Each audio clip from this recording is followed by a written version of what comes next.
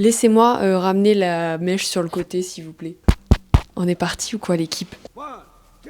Bonjour, comment ils vont? Oh là là, j'ai l'impression que ça fait longtemps, et c'est pas une impression, ça fait hyper longtemps que j'ai pas fait une vidéo comme ça là, assise on the floor. Et aujourd'hui, on se retrouve pour un bilan de l'année 2025. Nous sommes le 15 décembre. Écoutez, je m'y prends un petit peu en avance, histoire d'avoir 2 semaines pour faire un montage à peu près potable et comique, rigolo. Parce que l'année dernière, je l'avais fait cette vidéo et j'avais trouvé ça trop bien, et je trouve ça cool en vrai de faire des bilans de l'année, sachant que cette année n'a pas été catastrophique, plutôt sous le signe de la rocambolesquitude, comme ça. Des éléments piliers, des éléments forts, mais rien de grave en vrai. On va commencer, on met les pieds dans le plat, c'est parti. Ok, première partie, le travail. Mais écoutez, tout se passe très bien. L'année dernière, j'ai quand même démissionné d'un travail. J'ai déménagé, j'en ai repris un après où je me suis fait virer. Et petit fun fact, ça fait des mois que je pourris mon amertume vis-à-vis de ce qui s'est passé, vis-à-vis de ça. Purée de pommes de terre. Moi, je suis quelqu'un de très gentil, d'accord, sauf quand je fais des vidéos YouTube et que je dis que c'est une entreprise de connards. Je le répète, je le redis, je le confirme. Misère de Dieu, vous ne savez pas ce qui s'est passé après. Moi, je fais ma petite vidéo, 400 vues. Bon, j'ai l'habitude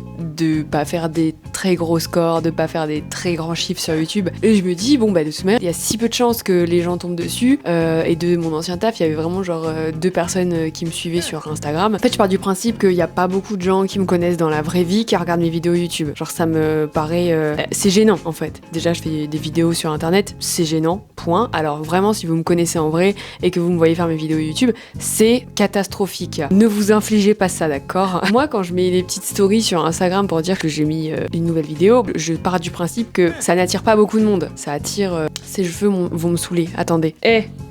On n'est pas là pour le physique, on est là pour ce qui sort de ma bouche, d'accord? Oui, bon, bref, je pars de ce principe-là. Donc, je pars du principe qu'il n'y a pas beaucoup de personnes qui me connaissent dans la vraie vie qui regardent mes vidéos. Tout ça pour dire, je poste ma vidéo, aucune conséquence. That's suspicious. Je fais ma vie et des semaines passent, bon, bah, rien de foufou. That's weird. Un jour, je vois la meuf qui m'a formée que j'ai traitée de... Et à qui j'ai fait... Parce que c'est une... Aucun regret, d'autant plus après ce qui s'est passé. Moi je me dis, à quel moment elle a vu la vidéo? On s'en fout, tu sais, je suis restée 3 semaines. Une meuf qui reste 3 semaines qui sert à rien parce que je me faisais hyper chier. Il y a un moment, moi je me fais trop chier, je faisais rien. Et j'adore cette anecdote, je le dis tout le temps, ça me fait trop rire. Je faisais tellement rien à mon bureau que la lumière automatique s'éteignait. Tu t'en fous, voilà, ça va pas te faire un deuxième trou que je dise que t'es une conne. Je vais la voir et je lui dis bonjour. Je pars du principe que c'est bon, tu sais, elle a pas vu la vidéo. Oh, qu'est-ce que j'avais pas fait? J'ai mis une pièce dans le distributeur, elle m'a pas lâché le cul pendant 15 minutes. Oui, alors toute l'entreprise a vu ta vidéo où tu nous insultes. On était très contents de t'avoir laissé partir pour voir qui tu es vraiment. On est content de pas avoir des éléments comme ça dans notre entreprise. Et je lui ai dit bah tant mieux parce que je vous aimais pas trop non plus quoi. Donc au final, c'est un mal pour un bien. Oui, on a failli porter plainte.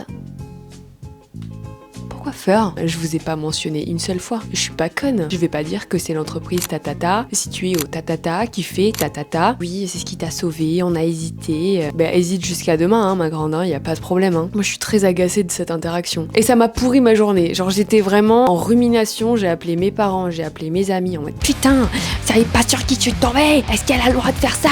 Je crois pas, non. Tout à fait agacée. J'ai recroisé quelques personnes de cette boîte qui ne m'ont pas adressé la parole finalement. Encore jusqu'à très récemment, je sors boire un verre, je tombe sur la personne avec qui je m'entendais le mieux de toute l'entreprise. Bref, donc ça a été la parenthèse un petit peu stressante, mais après il y en a une énorme bien plus stressante, où pareil, je sens que ça va venir me tomber sur le coin de la tronche. Après je fais des vidéos sur internet, donc si vous décidez de rentrer dans ma vie et de faire de la merde, même si je fais 400 vues, il y a forcément un monde où je vais parler de vous. Qu'est-ce qu'on peut me reprocher à part être un petit peu virulente suite à une expérience négative? J'ai rien à dire niveau professionnel, pour être tout à fait honnête avec vous, parce que il se passe rien et j'aime mon travail et j'aime les gens avec qui je travaille. J'étais tout à fait en projet de reprise d'études quand je suis arrivée ici parce que en fait j'en avais un peu marre d'avoir des tafs alimentaires, même si j'ai pas eu des vrais tafs alimentaires. Et j'ai toujours eu cette chance-là de faire des métiers où je kiffe. Ça établit une sorte de longévité sur ces projets d'avenir. Oh putain, j'ai plus beaucoup de batterie sur mon mic. Est-ce que tu vas tenir le choc, mon cœur? Y a plus la bonnette, voilà. Me jugez pas, je suis toujours aussi peu organisée. Ouais, j'ai un micro avec un fil, d'accord. Bien sûr, l'absence de cette bonnette va impacter le reste de la vidéo. Vous allez entendre mon souffle de phoque dans vos oreilles délicates. Désolé l'équipe. pendant un moment, je m'étais dit, je vais reprendre mes études parce que j'ai besoin d'être stimulée, j'ai besoin d'avoir des objectifs. Il s'est passé des choses entre le moment où j'ai vraiment réfléchi à reprendre mes études, c'est-à-dire février-mars, et septembre, j'ai complètement arrêté mes recherches pour des soucis de santé dont je vais aussi parler. Est-ce que c'est un truc dont j'ai vraiment envie ou est-ce que c'est quelque chose de moralement ok de se dire bon bah dans la vie tu vas être bloqué si tu reprends pas tes études. Bah pour l'instant j'ai pas de diplôme et pourtant je suis moins bloquée que certains amis qui ont des diplômes. Donc bon voilà pour la petite parenthèse d'études. Je pense que si je mentionne pas mes études une fois par semaine à quelqu'un, j'explose. Qu'est-ce qui justifierait que tu évolues dans la vie si tu reprends pas tes études? Mais ma biche, beaucoup de choses justifient le changement, l'évolution, l'amélioration sur plein de pans de sa vie sans forcément passer par la case études. Ça fait chier d'avoir un double master et de pas trouver de taf quoi. En tout cas pas trouver de taf à la hauteur de ses études. Flemme de ça. J'ai pas envie de me battre et ça c'est un gros souci parce que ma petite envie de me battre sur certains trucs, elle impacte beaucoup d'autres choses, notamment la création de contenu. Ça c'est un autre pan auquel j'ai réfléchi cette année. J'ai trop peu fait. Si je fais des vidéos sur YouTube, c'est pas forcément pour devenir une méga star. Moi je m'en fous. Je veux un espèce de truc archive. C'est un petit peu un journal de bord de toute ma vie. J'ai essayé par la manière la plus douce d'amener ce projet sur un niveau au-dessus. Et je me suis mangé la claque de me dire putain ça fait 2 ans que tu fais ça et tu y vas encore aussi doucement. Là j'ai eu le déclic de me dire mais ma vieille, il va jamais rien se passer si tu passes pas la seconde. Il faut que tu te bouges le cul. Et pas un peu. Ça y est, j'ai essayé de me cajoler en me disant c'est bien, tu fais un petit peu, mais c'est important de prendre soin de soi. C'est important de prendre soin de soi, je suis toujours alignée avec ça. Mais c'est bon, tu sais, on en a soupé. Tu sais exactement ce que tu dois faire et tu le fais quand même pas. C'est quand même un peu rageant. J'ai le seum de prendre mon temps. J'ai le seum d'y aller avec des pincettes. En fait, je manque grave de dévotion à ça. Cette année, il y a eu 2-3 trucs qui m'ont fait redescendre ça en priorité parce que... Non, me dites pas qu'elle a encore fait la même bêtise que l'année dernière. C'est pas vrai. Non. Mais j'ai aussi eu le malheur de télécharger Tinder. I'm ho. Et la santé, il s'est passé 2 trucs où genre ça m'a pris beaucoup d'énergie, beaucoup de temps. Et du coup, je me retrouve comme une conne fin décembre à me dire ben voilà, encore une année de perdue. Alors, c'est pas vrai. Je m'étais aussi dit que l'atterrissage dans une autre ville allait être un peu dur. Et ça a été un peu dur. Et allez, ça rechiale. Puis, il s'est passé une love story. C'est pas une love story, une shitty love story. Chronologiquement, reprenons tout ça. De l'hiver jusqu'au printemps. J'étais dans une démarche. On atterrit, tranquille. On s'adapte au travail. On est consciencieux dans ce qu'on fait. Et on cherche un logement. Case cochée. Je suis en coloc. Quelle drôle histoire ça aussi. Puis vient l'été où je rencontre quelqu'un qui m'a fait un peu péter un plomb, malgré lui, un petit peu par lui. Je ne sais pas. Peut-être qu'il n'avait pas conscience de ce qu'il faisait. Peut-être que si. Tiens, hop là. Quand ça s'est terminé, fin juin, début août, mon anniversaire, à la santé quoi. Des symptômes bizarres, le stress, beaucoup de trucs qui se passent dans mon ventre et genre je me dis ouais, peut-être que j'ai un cancer finalement, puisque j'avais vraiment beaucoup de symptômes de quelqu'un qui a un cancer. Et pour vrai, je vous jure, j'avais vraiment des symptômes qui étaient hyper inquiétants. Et là, ça y est, j'ai digéré mon année. Première année à Bordeaux fête, tu t'en sors comme une chef.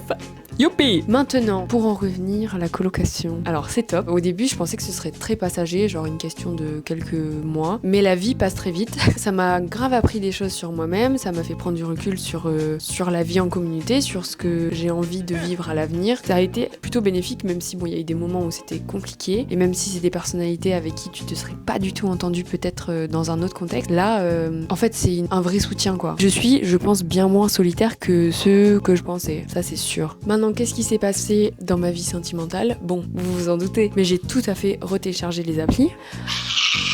Et j'ai retéléchargé les applis parce que, en fait, je pensais avoir besoin d'affection romantique, alors que j'avais juste besoin d'affection tout court, platonique, mais c'est difficile à discerner. Moi, j'ai du mal à discerner quand on se sent un peu seul. On se sent seul, point barre. C'est difficile de faire un peu la part des choses. Je sais pas pour vous, moi je galère un peu. Et j'ai très très bien matché avec quelqu'un. Enfin, je pense. Moi, je l'ai vécu comme ça. Tant pis, je m'affiche. S'il voit ça, bon bah voilà. On s'entendait hyper bien. En fait, on s'est beaucoup vu en très peu de temps. Et moi, je me suis juste pas emballée. Je me suis dit, bon bah, tu sais, genre, c'est la vie, tu vois. Quelqu'un beaucoup, tu matches très bien avec la personne, bah ça arrive. Et ça veut juste dire que t'as trouvé une personne avec qui tu t'entends bien. En vrai de vrai, pour être tout à fait honnête, peut-être que je me conditionne et c'est pas bien, mais je pense vraiment que quand tu rencontres ta personne, comme ça là, ta personne, tu le sais. Genre comme ça quoi. Si tu rencontres vraiment la personne avec qui t'as envie de faire des enfants, si t'as envie de faire des enfants, mais la personne avec qui t'as envie de bâtir l'entièreté de ta vie, je pense que tu le sais vraiment vite. Y a pas trop de doute. Et là vraiment, je me suis très bien entendue avec ce mec, mais moi dans ma boîte de thé, j'étais là, bon bah, je veux pas tes enfants et je veux pas t'épouser, quoi. C'est carrément ok, mais on peut, quoi. Finalement, on s'entend bien, on se fréquente, c'est ok. Qu'est-ce qui se passe? Il se passe que je me suis fait love bomber, mais je m'y attendais pas, parce que franchement, d'habitude, le love bombing, ça me fait gerber. Un mec qui te dit qu'il t'aime en 2 jours, franchement, c'est non. Mais alors, attention, mesdames, j'ai découvert un nouveau phénomène, le love bombing, par l'humour, notamment. Peut-être que c'est moi qui suis trop en public, peut-être bien. Je sais pas, moi, je m'entends bien avec quelqu'un, je vais pas chercher plus loin. En fait, j'ai un grand mantra dans ma vie. En vrai de vrai, c'est rare de bien s'entendre avec les gens et de se dire, bon bah voilà, lui, c'est vraiment mon pote, je peux aller autant au ciné que faire une rando, que aller en boîte, que parler pendant 3 heures parce que j'ai mal au cœur. Ça, c'est rare, je trouve. Et donc, moi, je chéris beaucoup les relations comme ça, sans franchement faire la part des choses, parce que dans ma tête, c'est clair. Genre, si j'aime bien quelqu'un à plusieurs échelles, qu'il y a plusieurs aspects de sa personnalité qui me plaisent, bah, je me pose pas de questions. Et du coup,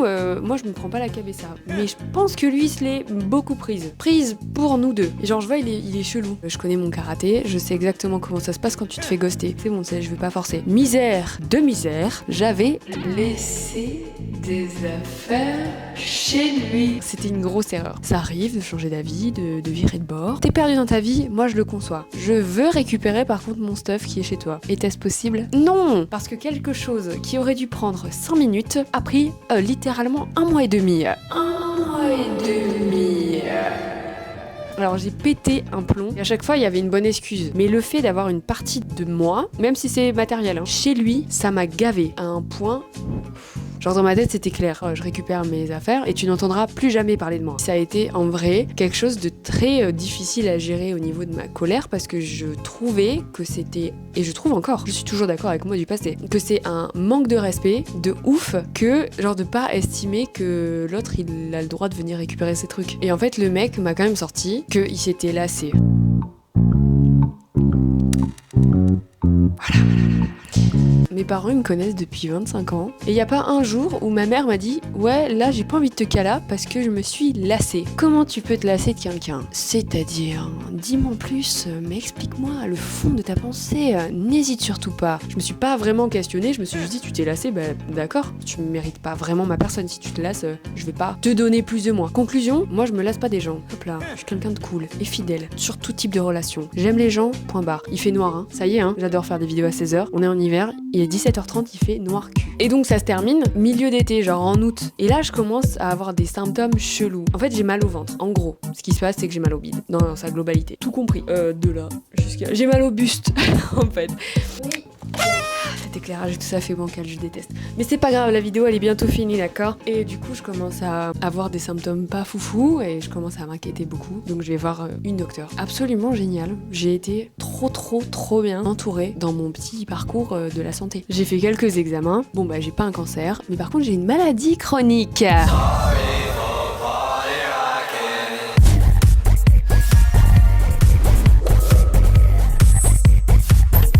Avec plaisir, je te la facture pas celle-là. Bon bah voilà, j'ai une maladie chronique, c'est pas sexy, c'est un peu genre une maladie de Crohn, en gros, ça ressemble. Pas très grave, j'ai une toute petite symptologie. Ce dont je me suis inquiétée, ça aurait pu être 40 000 fois pire. Du coup, bon bah voilà, j'ai terminé mon année là-dessus et ça m'a fait comprendre que toutes les émotions que vous ne digérez pas ont un impact monumental sur votre corps. Il y a un moment, votre corps, il va vous le faire sentir. Mais je sais que à mon échelle, j'ai beaucoup de chance dans ma maladie parce qu'elle pourrait être bien plus développée que ça et bien plus symptomatique. Ça pourrait s'exprimer à travers mon corps bien plus fort et bien plus violemment. Ça a été un peu dur psychologiquement pendant quelques jours de se dire que en fait ce qu'il y a dans la maladie chronique c'est que déjà ton corps il se bat contre toi-même, c'est un peu ça. Ton corps il est inflammé à cause de toi, donc ça c'est déjà difficile, genre tu es ton pire ennemi en fait un peu. Enfin, tu te sens coupable parce que tu dis que c'est ta faute en fait. C'est là que je me suis rendu compte que peut-être que je m'aimais pas assez en fait. Je pouvais être encore plus dans l'acceptation de mes émotions, ma fatigue, mon corps dans vraiment sa globalité et le fait que ce soit chronique. Donc en fait ça va jamais s'arrêter. J'ai un traitement qui va m'aider sur du très long terme, mais par contre ça pourra tout à fait se remanifester. Bah t'anticipes un peu de dire ah peut-être que dans 15 ans bah ce sera bien pire, peut-être que dans 15 ans j'y penserai plus. C'est un peu l'incertitude de la maladie chronique, tu sais pas trop comment ça va évoluer. Peut-être que là j'ai fait un épisode et que j'en referai plus jamais, peut-être que j'ai fait un épisode et j'en referai beaucoup plus à l'avenir, ou je sais pas. J'ai toujours tout fait pour être en bonne santé. Malgré ça,